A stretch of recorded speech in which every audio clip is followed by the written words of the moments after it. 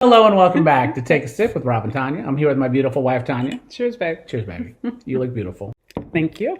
So we've had a day, huh? We have had a day. Getting episode 3 together has been not quite normal. Yeah. But here we are. It's been a little frustrating, but we're here, and so it's all good. It is. No, very happy to have gotten it through. You are a trooper. Yeah. Anyway. Sitting and talking and laughing with you makes the day a little better. So well, likewise. So let's get to it. Let's get into it. We have poured our drinks. We are ready to take a sip. You pour your beverage of choice, whatever that may be. For sure. And we're going to get right into it. We have been talking about the show Later Daters. Yep. And we're on episode 3. As we said in the first couple episodes, the show Later Daters is just a point of departure. This is just us laughing, goofing, having a good time, and talking kind of about that. But that also will kind of lead into us talking about our dating life, both together and separately. And so you don't have to be that invested in that show, hopefully, to get a little bit out of this. Yeah, hopefully you will still enjoy the podcast, even if you don't watch the show. You will if you give it a try. Even from our little recap of the show. Indeed. All right, so episode 3. So we still haven't met, as we enter episode 3, we haven't met all the players, haven't met all the contestants, whatever they call them, the daters. Right. We did meet another new person in episode 3. We did, and that's Lori, right? Yeah. So we'll get to Lori here in a second, but it opens with Pam on her date with Robert. And that was not going well. We covered that last time, how he's basically there saying, you don't ask me any questions, you don't know anything about me. Exactly. And so it didn't get better. It did not. He kept saying she doesn't know anything about me. Yeah. And even after he told her that, she went on to talking about something else. Yeah. And I wrote down that she ended up talking about something random, even after he told her that. And he even said something like, what does this have to do with me? Yeah. Yeah. Right? No, she just was babbling. I think in retrospect, she clearly was nervous. She was. Because we do get to see her on at least another date on this episode, and she did a lot better. But yeah, one thing I wrote down, and it's weird watching these dating shows, is we're sitting there both taking notes, just so we want to remember the highlights. It's not extensive notes. We just remember some of them. Just things that we think you guys would be interested in. Yeah, or to remind ourselves. Like I wrote down for Pam, like she is the poster child for adult ADHD. She is just all over the place. She is definitely all over the place. Yeah. No focus. Yes. I think Robert even said, he ended up saying that she's all over the place and that this would not end well. Yeah. I think he used those words. Yeah, implying that it would eventually end. If we got together, it wouldn't end well. And I kind of said to myself, like, it would definitely end, but not happily for anybody. And this plays into the title for episode 3, which is Be Interested, Not Interesting. So that was the actual title for episode 3. Yes, because that ultimately, Logan, the dating coach, that was her advice to Pam after this kind of disastrous date. Right. And the dating coach even told Pam that, I wrote down, people want room for their own personality. That dating coach was basically telling Pam she had such a big personality, which she does. She was like, you need to I don't think she was necessarily telling her to dial it back. Mm-hmm. I think she was just also telling her that it doesn't leave room for anybody else because it's kind of like once she enters, she takes over. Yeah. Yeah. Yeah. She's just a lot. And she was very unfocused, probably nervous on this date. And she probably was. It was her first date. Yeah. She definitely turned him off. Yeah. And so, for sure. There will be no second date with Robert. No, and that's probably for the best. They don't seem very compatible. They do not seem compatible at all. So we'll get to it here in a bit, but Pam does do better after that, taking Logan's advice in the next date. So the next thing we get is a recap of Nate and Anise. And Anise, yes. And they discussed their date. And what was your take on that, babe? I think Anise didn't like that he wasn't as active anymore. So he basically, Nate was a former paratrooper and he got injured, had some injuries due to that, right? Low back and such. So he told Anise that he doesn't do like hiking and running, things that he used to do before. Right. And Anise she seems like she's very active. Or at least she wants somebody that's a little active. Or at least she wants to put that out there. She portrays herself as a very active person. Yeah, so because she makes the point telling her daughter that he doesn't hike. So I don't know about that, for vacations and stuff. And I wrote down that her daughter she basically told her, I don't know understand why black people hike. Yeah. I think the quote was something like, "Look, Mom, you're already a woman and black. Why you got to go hiking? Why too?" do you need to hike? Like, she was like, okay, I don't think that's very important, but okay. I think on this show so far, your favorite character is Anise's daughter. Is Anise's daughter, yes. And yes. her name is Dwayne, we learned. Yeah, I love her. Yeah. But Nate, he made a point to say that Anise was an attractive older woman. Yeah. Okay. That bothered me a little bit because I think she can be attractive without being an attractive older woman because she's not that far from his age bracket. No, I mean, he's 50, what? 56, I think? 56. She's like she's 62. Yeah. It's not like he's 40 and she's 62. No. So for him to say, he was like, oh, she's an attractive older woman. Like, basically, he was like, it felt like he was even pulling for that compliment. But he acted on the date like he was attracted to her. And she looked nice. Yeah. I don't think he wants somebody 62. I don't think he wants somebody older than him. Well, I mean, traditionally, right? Traditional couples, so to speak, the woman is whatever, 2 to 5 years younger than the dude. That's like quote unquote normal. Yeah. And maybe that's something he has in his mind. It doesn't feel like he wants like a 30-year-old. Right. I'm not getting that vibe. Right. But yeah, maybe somebody at 56, maybe between 50 and 56 is his window. And he hasn't really said. But the idea, because she doesn't, like most black women, she doesn't necessarily look 62. Right. But she does present, actually. But it also didn't seem like he was into her. Agreed. And I think they just didn't click. I mean, I think it's that simple. They didn't. But if you think about it, too, that Anise, to me, while she's an attractive woman, I'm just going to leave it at that, she does present, her persona presents older. Because she's very caught up in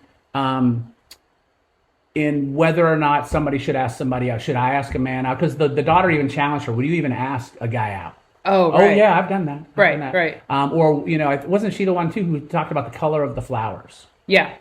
Yellow. She said that meant friendship, right, which I didn't even know that. Right. And because red might have been too much if he's looking for love. Yeah. And so that to me is a much of an older sentiment. Because, we're only a few years younger than Anise. Right. But, we don't get that caught up in traditional manners of dating. As long as it's respectful. We are not Anise's age. She's 6 years older than us. But it's not that much more. That's what I'm saying. I'm starting to feel like Nate. She's older than us. No, but I'm saying that attitude is older than us. No, I got you. Yeah. No, for sure. Yeah, we've never, the dogma of dating. And how many days do you wait after you get a text to call somebody back? And, all those rules, quote unquote. Right. That's never really been our thing. But she's really focused on the rules of dating. Oh, which is definitely an older thing. She is, and I guess that is an older thing because even her daughter made some points about her boomer thinking. Yes. Yeah, which implies her generation. Exactly. And the daughter, what? Maybe between 35 and 40? Oh, if I had to guess, yeah.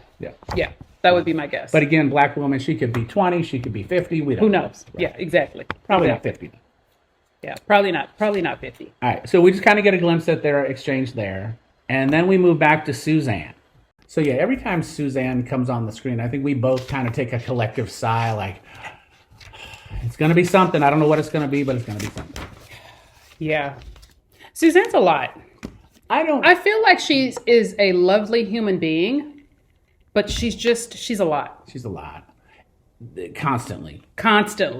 That's the thing. Like, you can be a lot sometimes, but being a lot constantly, that's a lot. But I'm starting to think that might be a defense mechanism, right? Because she was the one, because her spouse passed away, right? Yeah. She's a widow. Yep. And so, I'm no psychologist, but it seems like she's kind of torn between wanting to get back out there. And I'm sure everybody's been telling her, Suzanne, you're the best. You deserve somebody. Get back out there and blah, blah, blah. And meanwhile, she may have some reservations about, still feeling tied to her spouse. I just feel like she's kind of stuck, like we said in the last podcast, in the last episode, stuck in the past, because I feel like she might be comparing everybody to her ex, who's passed away. Right.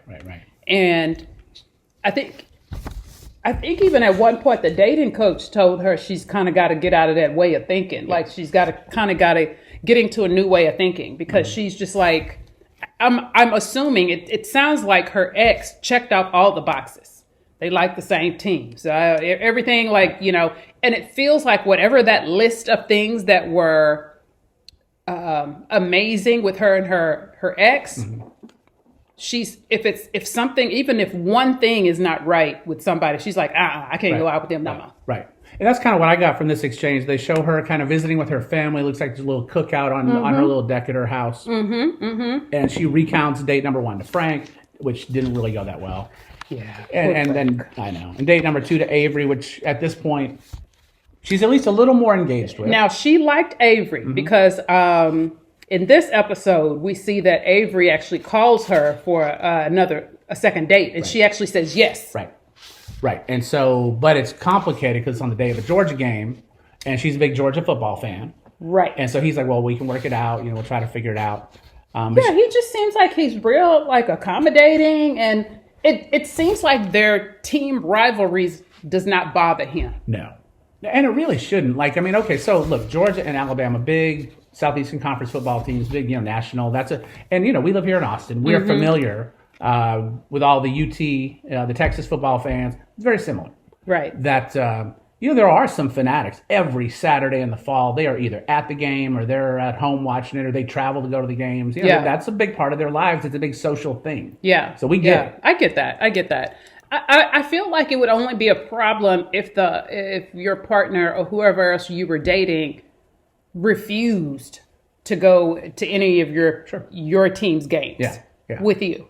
And you're used to going to the games. Yeah. If there's somebody that was like, no, unless my team's playing, I'm not going. Right. I maybe could see how it could be a problem because especially if that's your social outlet, right? But the reality one of your social outlets. Sure. Reality is college football season is in the fall. There's like 6 home games for any team. So there's 6 home games. So there's like 6 times a year you're going to probably go to see your team play live. If they're in Atlanta, so they're going to go see Georgia play. Yeah.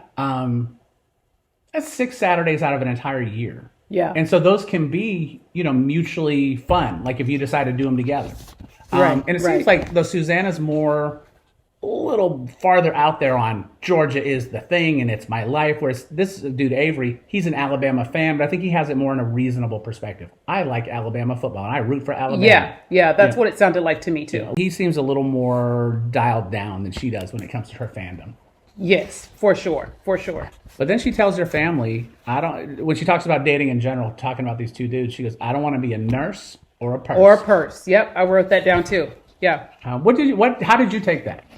I took that as she doesn't want to take care of anybody. So she doesn't want a guy that she has to take care of.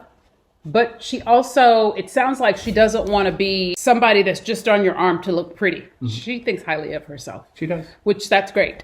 But it's like, I took that as that she doesn't want to be a trophy wife. Okay. The purse thing. But I could be wrong on that. But that, in my mind, that's where I went. I agree with you on the nurse part. And I think that suggests maybe she doesn't want somebody that's older than her. Mm-hmm. Or certainly not much older than her. Because she's that's kind of what I got. Yeah. But the purse part. I think she doesn't want to be the provider. Oh. Right? She doesn't want to be with a dude where, she got to pay for stuff. Okay. That's exactly what she meant. Wow, I had that wrong. I was thinking, she don't want to be nobody's trophy. I'm like, I don't mind being a trophy. Sign me up. Sign me up. Which is funny. That totally makes sense. She doesn't want to be the breadwinner. Right. Because I think you lived in that space too when you were dating, that and you were not certainly what anyone should reasonably call a gold digger. Right. But you wanted somebody who was secure, made a good living, who could pay for dinner. Yeah. Well, I could pay for all my own stuff. So I wanted somebody that could pay for all their own stuff and mine. Right.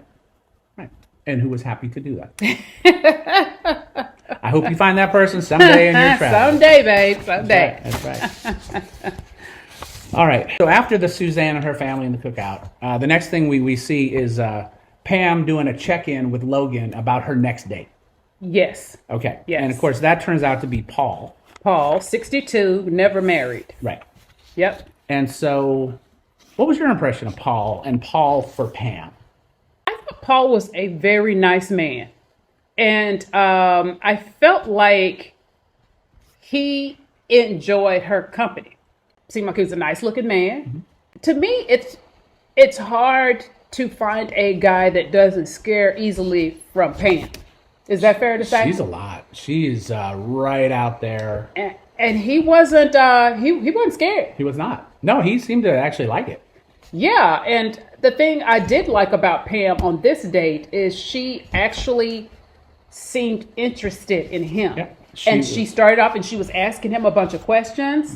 Mm-hmm. If he asked her something, she had a follow-up question for him. Like it was just pop, pop, pop, like interactive conversation. Mm-hmm. So I like that she made an effort with that. She was touching him a lot too. She was touching him a lot. And she remembered that the dating coach told her to ask a lot of questions and seem interested and get it interactive. Yep. And not just you take over and talk about yourself. No, that created a much better flow. Yeah, it did. It did. And he seemed to like that too. Mm-hmm.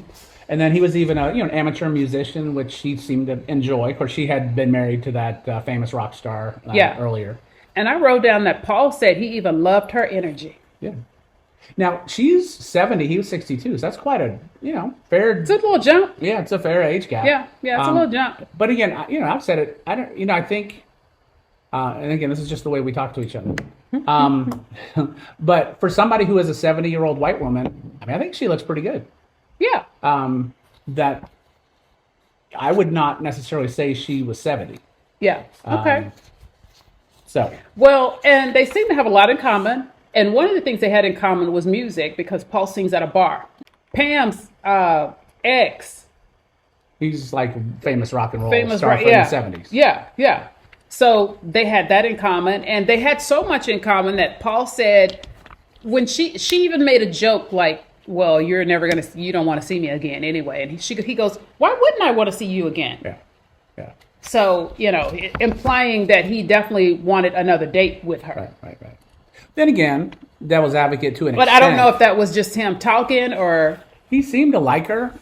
She gave him a kiss at the end of the date. She did. She went in hard. She went in hard for a kiss on the lips. And she was even shocked by it, he said. Yeah. He was like, he said, yeah, man, caught me off guard. He was like, but it's fine with me. Yeah. Then again, we know a very small sliver of Paul, but Paul had said was never married. So it sounds like he may be just out there playing around, dating around. And so, maybe adding Pam to the rotation is something he's down for. I would... Add Pam to the rotation. Seems unlikely to me that a 62-year-old dude who's never been married is going to suddenly see the light and say, you know what? After 62 years of never being married, Pam is the one. I don't think we're quite there. Is what I'm going for. I have to say, though, it was nice to see Pam enjoying a date. It was. It wasn't just like, because you could tell the first date she was nervous, but she was also just kind of talking about herself and just kind of drinking a lot. Mm-hmm. And on this date, it actually seemed like she had fun. Mm-hmm. Yeah. And she even told the coach, she was like, I never even knew I could have fun on a date. Right. And Pam, I think, was relieved that she could have fun on a date while still being true to herself. Yeah.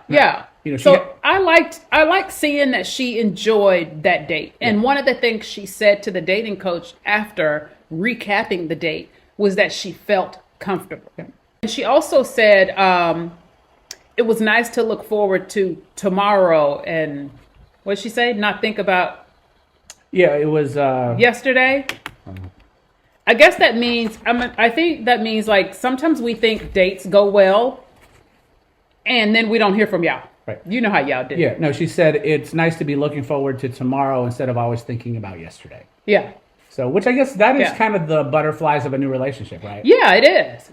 And I also took that, just to get deeper with that, I feel like we feel like we're on these great dates.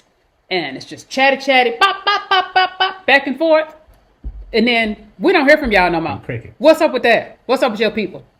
That's... Let me take a sip of my drink for his answer. I don't know what normal men do. All I know is, what guys like me do.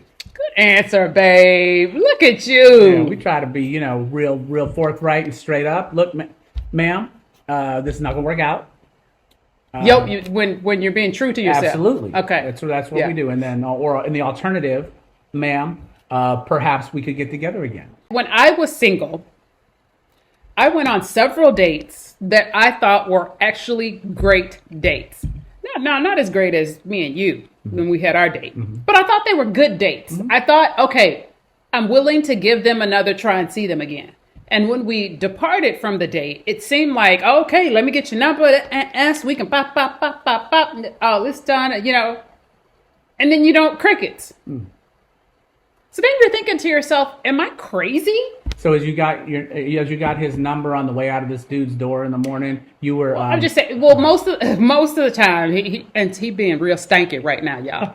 But then he didn't call you back. So after you most left of his the time, apartment I in the would morning? meet these guys I was on the dating app because it was just easier to meet guys and for dating for me to make myself date, right?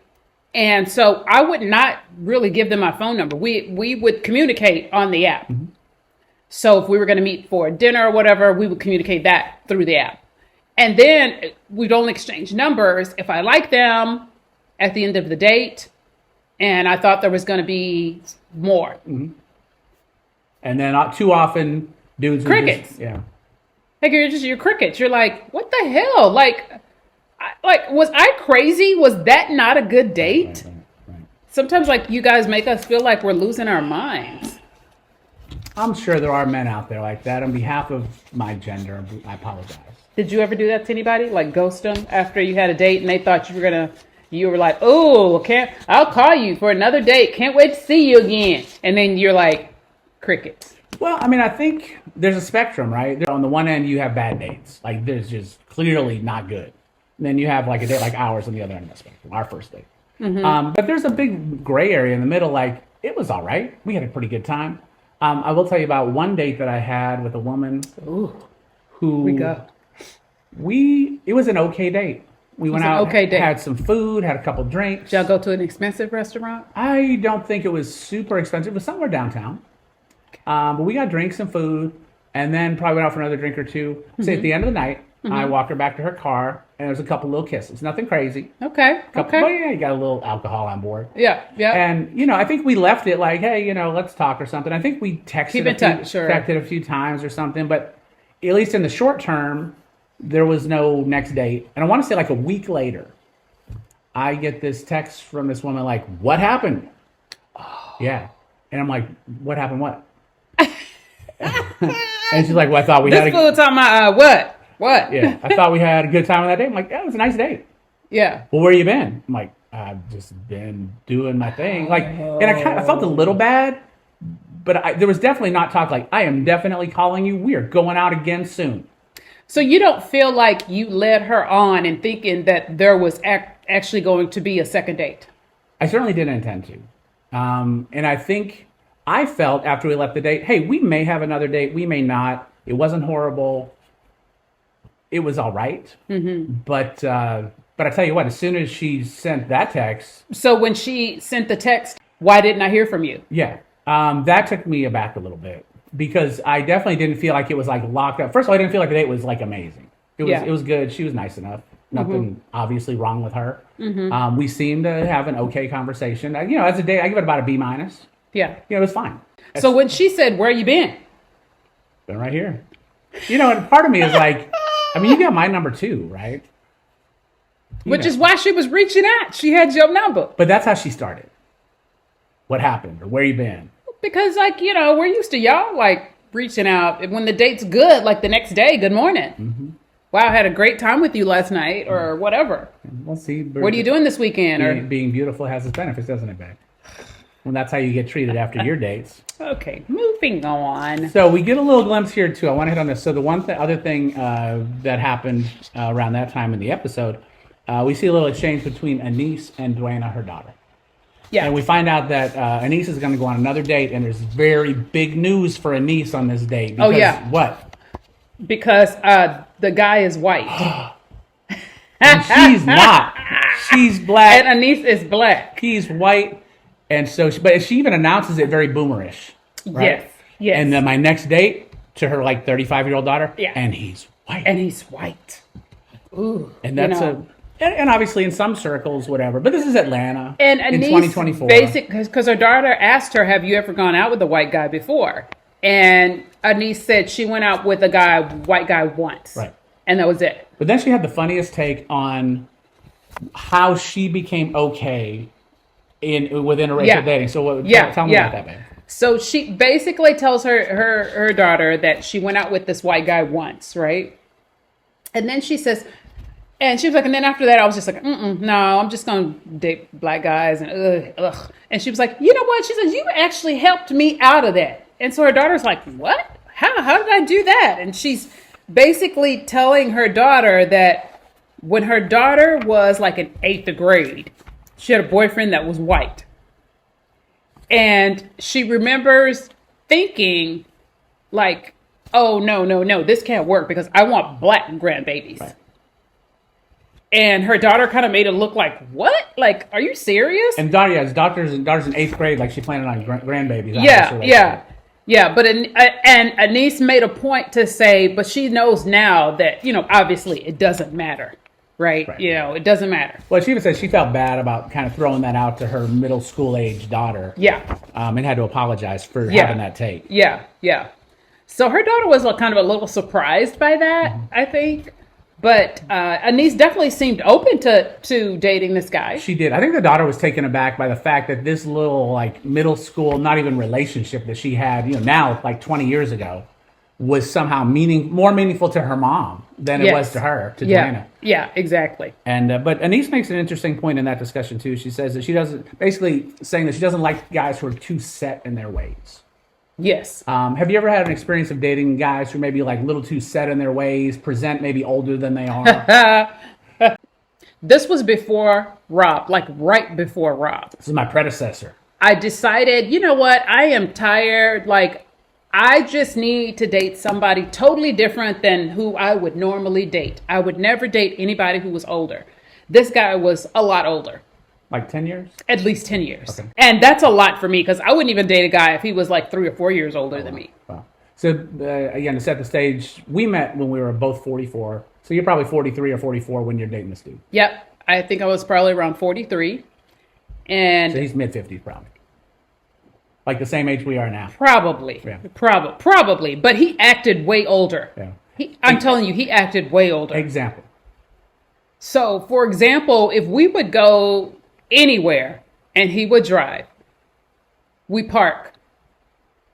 It literally took him forever to get out of the car. And you guys, like, let me just let you know. I got tired of it. I would get out of the car, go into the restaurant, ask for our table, go sit, and then he would finally come in. That's how long it took him. He was just like, I don't know what old people do in the car before they get out. Like, I don't know and it's not like, because now, like, Rob has kind of the bum knee because he had knee surgery. And obviously it takes us a little while to kind of get out of the car and maneuver and things, but that's to be expected. You've had knee surgery and you have a brace on your leg. This guy there's nothing wrong with him. He's healthy. What is he doing in the car taking so long to get out of the car? I know somebody's saying, well, why did you ever like stay to see what he was doing? I did. And it just seemed like he was just picking like an old person. I know this sounds so silly and so judgmental, but he really did. And he just seemed like he was just picking. Another thing that bothered me was he would say he couldn't ever talk on the phone while he was driving. Oh, wow. Yeah. Not even on Bluetooth. Yeah. Wow. Yeah. He was like, no. He's like, ooh, that's dangerous. That's dangerous. I'm just thinking to myself, ew, you're old. Did you ever have an opportunity for somebody else to witness his oldness? Yes, my daughter witnessed it. My daughter at the time, she was like 8th or 9th grade. She was in 8th or maybe I think she was in high school. She's probably at least in 9th grade, probably at that point. And I was telling her about this, and of course she was like, oh my God, that seems so mean. Why are you doing that to him? Don't do that. And I'm like, you'll see. So he wanted to take us both out to dinner. So Hannah's in the car. My daughter's name is Hannah. She's in the car. And we park. I get out. I start walking. I'm like, come on, Hannah. And Hannah's just looking. She's looking at me, and then she's looking back, and she's looking at me, and then she's looking back. And she's like, we're just going to go we're not going to wait. And I said, no, he's going to take forever. Just come on. Mm-hmm. And so you can tell she was so terrified. She just thought that was so rude. We literally get in, we sit down. Hannah and I are at the table and he is not there yet. And she goes, oh my God. She goes, I thought you were exaggerating about how long it takes him to get out of the car. And I said, yeah. I said, now he'll come in. And of course, he comes right in after we were like seated. Hannah couldn't believe it. She was like, oh my God. She goes, I thought you were exaggerating that. I was not exaggerating. And that was the end of him. That was the end of him. Yeah. Actually, I think you all were still at least talking when we met, right? We were talking. It wasn't like we were like super serious. Mm-hmm. It was just kind of like, it was one of those things where he wasn't really seeing anybody else and I wasn't really seeing anybody else. But I wasn't really seeing anybody else because nobody good had come along. Nobody like him, nobody as great as him had come to follow up yet. So yeah, so I remember like he was so sad the day I called him to say that, you know, I kind of met somebody and I kind of want to pursue that. Remember our first meet great was on the day of the Connecticut school shooting with Sandy Hook, right? Yes. And he was real tore up about that. I remember you telling me. He was, of course is a tragedy. Which of course, everybody was like torn up about that. But I remember I called him. I called him and told him I met somebody and I'm probably going to listen, I was going to break up with him anyway officially. It was just now this kind of gave me an excuse. Yeah. Because before I was thinking, what am I going to say? I don't want to go out with you. Yeah. Like that just seemed mean. But I didn't know what else to say, you know? So I think I was looking for an excuse. Yeah. And obviously when we had our little meet and greet coffee date, it was clear that we liked each other and we wanted to pursue something or at least another date. Mm-hmm. And I thought, okay, yeah, this could probably go somewhere. So let me go ahead and put him on the back burner, on the back street and drop him off somewhere. So I call him and he answers the phone and he's crying, had been crying. Mm. And I go, you okay? And he said, you know, the shooting or whatever, blah, blah, blah. Because I actually called him the next day. Yeah. It was the next day. Yeah. And he was like, didn't you hear about the shooting yesterday? And I was like, oh, yeah. I'm like, that's real sad. And so then I go, did you know somebody? Because he seemed really like, so personally, and don't get me wrong. Not that that's not sad, y'all. I'm not saying that's not sad. But he just really, I'm telling you, he was boohoo crying to where he had to gather himself while I'm talking to him on the phone. Right. So I obviously thought, oh gosh, he knew somebody. Right. So I thought, and in my mind, and y'all gonna laugh, I know this is selfish, but I thought, God damn it, he knew somebody. I can't break up with him today. Yeah, that would have been bad, like a niece or nephew or something. I was like, that's the first thought that came to my mind was like, damn it. I can't end things today if he knew somebody. Yeah. And so then he comes back and he says, and he got offended. He goes, no, I don't have to know anybody to be sad about it. It's a sad situation. And I'm like, oh yeah, you're right. It is sad. It's terribly sad. Sad, boo-hoo. But also, anyway, just to let you know. Now that we cleared that up. This is the last time we gonna be talking. I bet he still talks about you. And he goes, and this is what actually surprised me. Because I didn't really think, I kind of thought he felt the same as I did. Like, okay, she convenient. We can kick it every now and then. You know, I'm not seeing nobody. I honestly really didn't think he was that into me. I promise you he's still talking about you. He literally goes, oh my God, are you serious? And so he's like, what can I do? What can I do? I mean, I know I'm an asshole sometimes. Yeah, I know. And he even said this. I know I take too long to get out the car and stuff. And he says, is there anything I could do? Like, he's literally like almost, I honestly did not expect this from him. Mm-hmm. I thought he was going to be like, okay, all right, I wish you the best. And we were going to hang up the phone. He was really upset. Well, of course. And I was like, oh my gosh. You was a good catch, babe. Well, I didn't think he thought I was a good catch for him. I honestly didn't. Well, and I said, no, there's nothing you can do. And I said, look, it's obvious we're not compatible. I was like, we've talked about this before. Mm-hmm. And then he goes, and he finally was like, yeah. He was like, you're right. He was like, I knew this day was coming. It's fine. And I was like, well, you take care of yourself. You be good. Goodbye. All right. Got out of there. Yeah. So next on the episode, we meet a new player. We meet Lori.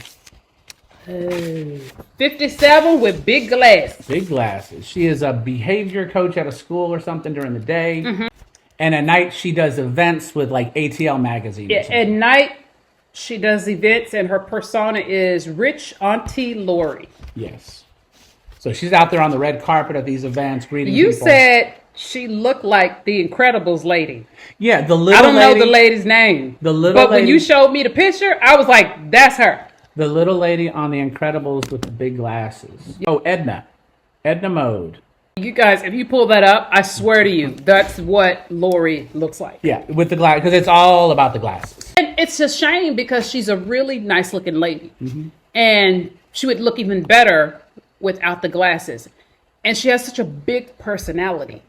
So I'm glad the dating coach addressed that. So from jump. Sidebar, Rob and I watched this documentary about this almost kind of cult church or whatever. And the lady that had like the huge big hair, remember? Like we binged watched it like, all in one night. I say all in one night. It was like 4 or 5 episodes. But we were planning on just watching one. And then you get to one and it was almost kind of like a bad train wreck that you couldn't stop. You was like, okay, I got to see it. I got to see it. I got to see it. And so her hair is so big. And I think we got to episode three or 4. And Rob said, if they don't say something about her hair, he says, I'm going to be really mad because that's going to be so stupid. Because every time they would building up to different parts of the story, and it was a very intricate story. Yeah. But they would ask, what about, and I don't remember her name right now, but what about, tell me about this lady. I'm like, oh, well, she's this and she's that. It was like a weight loss component to this church. Like you're supposed to lose weight. Yeah. And they would just talk about her virtues, what they liked, what they didn't like, but nobody would mention the hair. Yeah. It was so strange. And I like that you were like, is nobody really going to say anything about her hair? So fast track that back to the episode with Lori and the dating coach. I was glad the dating coach addressed her glasses. From the beginning. Like, to me, I'm telling you, I'm liking Logan, the dating coach, more and more. Yeah. And she actually told her, I think we should lose the glasses. Yeah, the glasses. What do y'all think Lori said? Spoiler alert. She was not receptive. No. And so she says, it's a part of who I am. Yeah. Not even open to the discussion. She wasn't even like, you could tell, like, she was almost kind of like she was shutting it down. She was like, nope, we're not doing that. What else you got? So, which is unfortunate because those glasses are just a lot.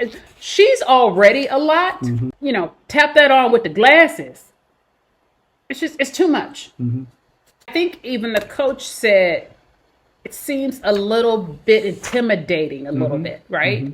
And she says she doesn't care. She's like, she wants somebody who can handle her. Right, I remember her saying. Right.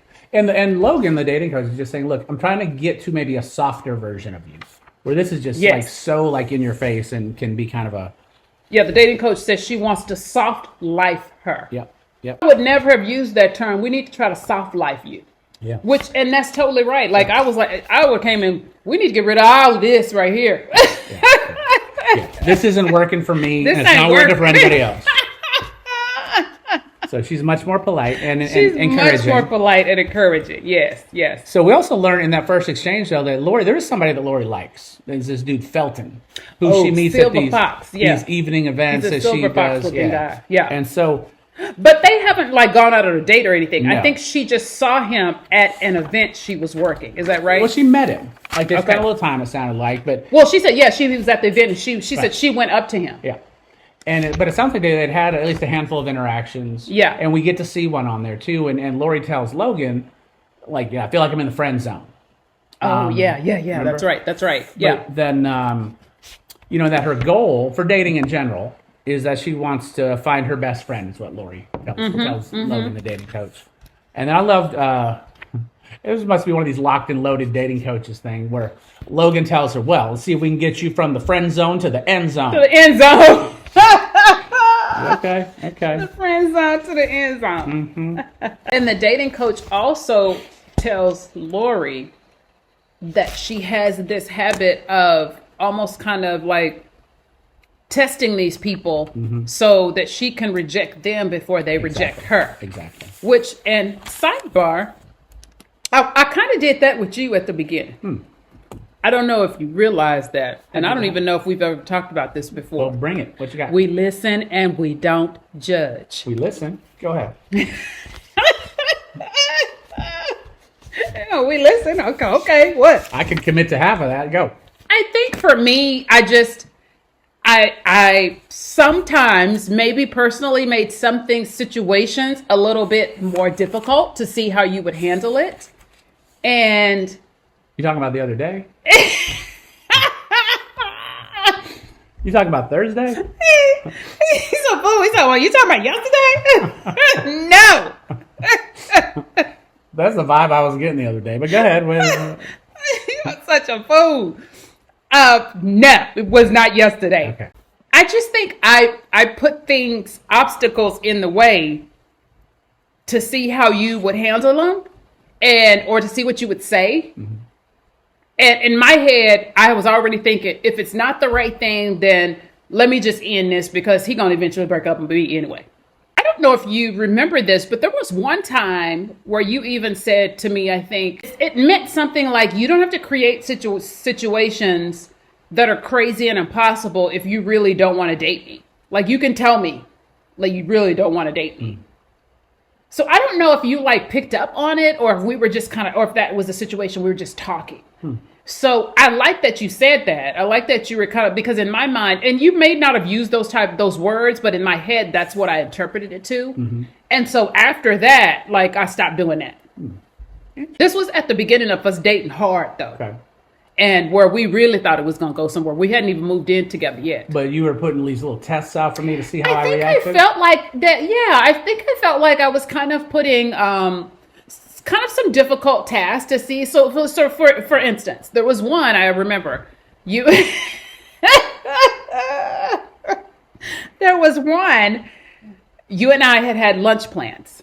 And you called me. And I think you wanted to alter the plans or just adjust them a little bit because something with your girls and had something to do with the kids. Mm-hmm. And so, and I remember thinking, here we go. Okay, this is going to be all about the kids. This is why I don't want to date nobody with kids. And so I think I actually sent it in a text. And my next text message to you was like, forget it. We don't have to go to lunch. I'm going to go or I'm just going to go pick up something. Like, to me, I was like, no, we're not going. And you immediately called me. And I remember, like, the first thing you said was like, hey, you were like, hey. And I was like, hey. And you were like, what happened? Did I miss something? What'd I do? And so I was like, what? And you were like, you don't want to go to lunch now? And I think you even said, like, okay, I know I'm going to be screwing up a lot of times. What'd I do this time? And so, of course, I can't tell you that you were, like, putting your kids first. And I think I may have said something like, well, it sounds like what you need to do with your girls is, like, important. I think I said it like that.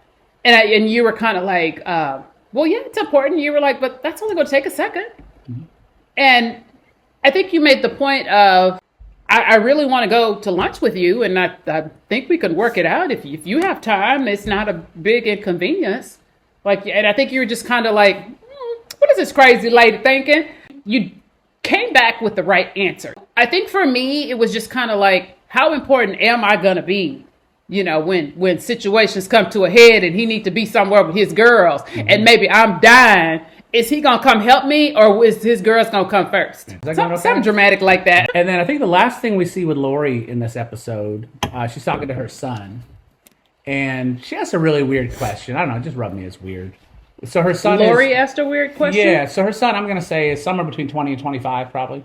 Yeah, right. He seemed like he was, yeah. Yeah, he's a younger dude. Very young. And she asked him, if you were a man, would you date me?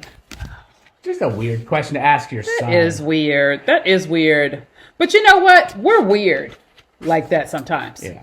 Because I think I can remember being super young and asking my brothers if they weren't my siblings, would they date me? Yeah. And of course, they always be like, no. Right. You're this. And I'm like, why? Like we're getting validation. But again, I think I was probably in my 20s. Right. But for her to be that age and to ask him, I thought that was, I thought that was a little weird. It's just odd, yeah. But she did say that she doesn't like dating older men because it makes her feel old. I can see that. But there's a little bit for Lori to work on here. She's got a lot of bit to work on. So then the episode ends. We follow Anise on her date with Mr. White Man. Yes. So his name, he's actually a British guy. His name is Bill, and he's 55. So, which is great for Anise because she wants a younger dude. Mm-hmm. She even said she thought he was good looking. Mm-hmm. Yeah, didn't expect him to be British. And She knew he was going to be white, but didn't know she he knew was British. yeah, she knew he was going to be white, but she didn't know he was going to be British. Right.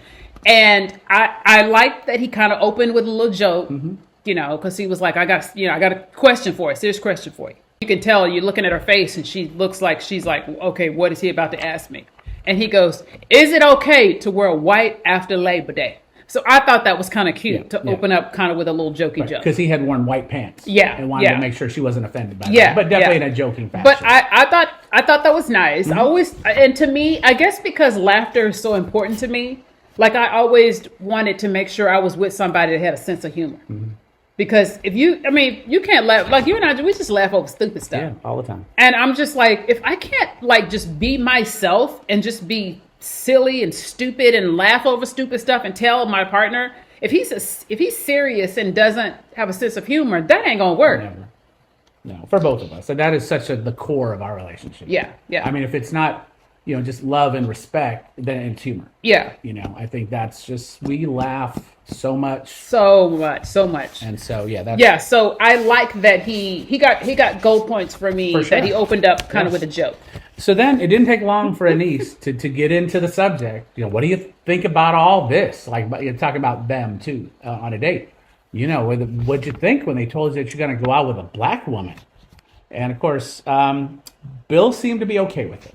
He seemed to be okay with that because Bill only dates black women. And that's what he said. I only date black women. Let me tell you who wasn't okay with that. Rob didn't seem to be okay with that. I mean, I wasn't mad at him. I think it kind of bothered you. Said it kind of bothered you a bit. You were like, that's kind of weird. So, yeah. So, I mean, I have for my entire adult life, say starting in college, when I would say I got into the dating world or whatever, I've always I consider myself equal opportunity. Like race was never like a problem. I dated by convenience a lot of my life. Where it was like, if you're cute and fun and it's convenient for us to get together, we can go out and see what happens and take dated by convenience. It really was. I wasn't going to work too hard. Yeah. And so I had, as far back as college, dated kind of the rainbow. Whether you're black, Hispanic, Asian, white, whatever. Didn't matter. Yeah. Because your family, it definitely doesn't matter with your family. No. I mean, my family, just briefly. So, I mean, shit.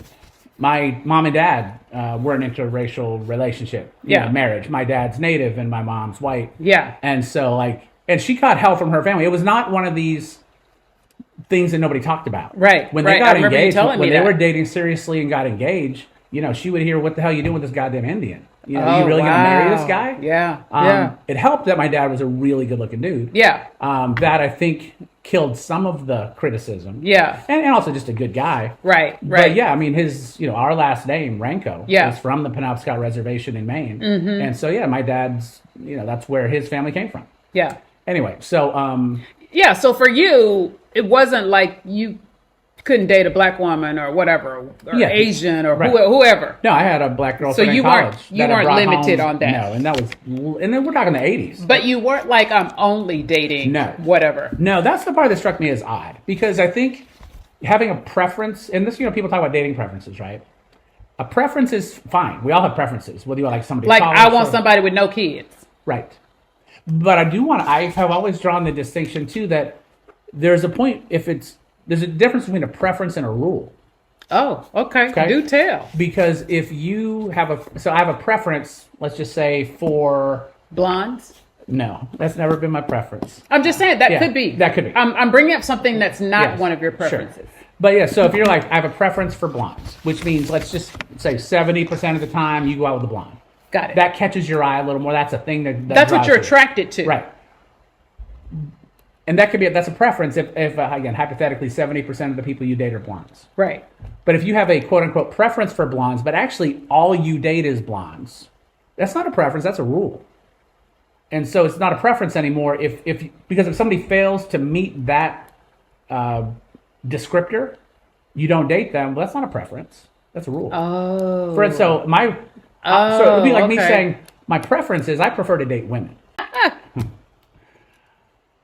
Okay. I mean, I only date women. Yeah. So, I think people use the word preference sometimes wrong.